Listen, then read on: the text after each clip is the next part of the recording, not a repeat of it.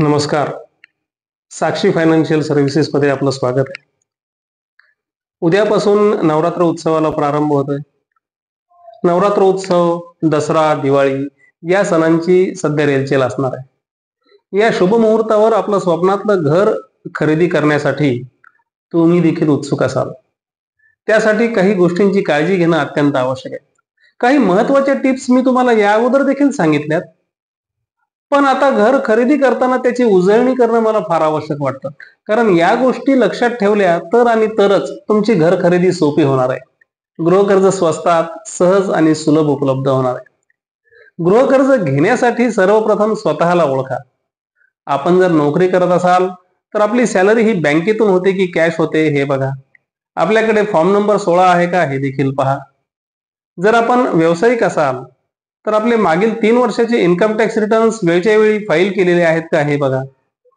जर तुमची सॅलरी बँकेतून होत असेल किंवा व्यावसायिकांचे मागील 3 वर्षांचे इन्कम टॅक्स रिटर्न्स वेळच्या वेळी फाईल केलेले असतील तर तुम्हाला व्याजदर हा अगदी लोवेस्ट लागू शकतो, कमी लागू शकतो. जर तुमची सॅलरी कॅश स्वरूपात असेल आणि व्यावसायिकांचे इन्कम टॅक्स रिटर्न्स हे वेळेवर फाईल केलेले नसतील किंवा उपलब्धच नसतील तर अशा केसेसमध्ये व्याजदर जास्त लागू शकतो, हे लक्षात ठेवा. दुसरी महत्वाची गोष्ट म्हणजे तुमचा सिबिल स्कोअर हा अगोदर चेक करा. तुम्ही यापूर्वी एखादं कर्ज घेतलेलं असेल तर त्याची परतफेड नियमित झालेली आहे की नाही हे एकदा बघून घ्या. एखादं कर्ज थकबाकीमध्ये तर नाही ना हे देखील चेक करा. तुम्ही जर कुणाच्या कर्जासाठी जामीनदार असाल तर त्या कर्जदाराची परतफेड नियमित आहे की नाही हे देखील चेक करा. त्यावर देखील तुमचा सिबिल स्कोअर अवलंबून असतो.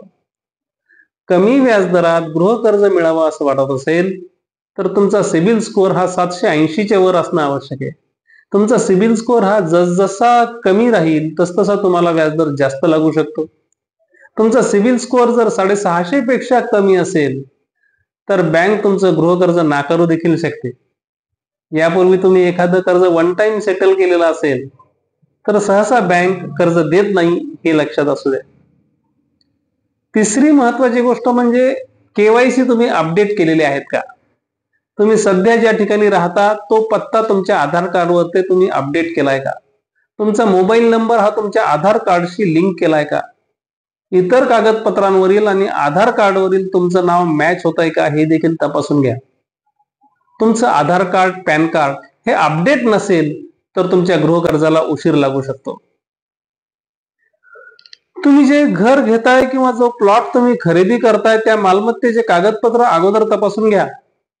संबंधित मालमत्तेचं सध्याचं खरेदी खत, जुने सर्व खरेदी खत, बिल्डिंग परमिशन, बिल्डिंग प्लॅन हे सर्व कागदपत्र विक्रेत्याकडे ओरिजिनल उपलब्ध आहेत का. लेआउट प्लॅन हा टाउन प्लॅनरने सँक्शन केलेला आहे का. तुम्ही जी मालमत्ता खरेदी करताय ती मालमत्ता लेआउटच्या नकाशासोबत मॅच होते का, जुळते का. संबंधित मालमत्तेची अकृषक परवानगी म्हणजेच एनए ऑर्डर उपलब्ध आहे का.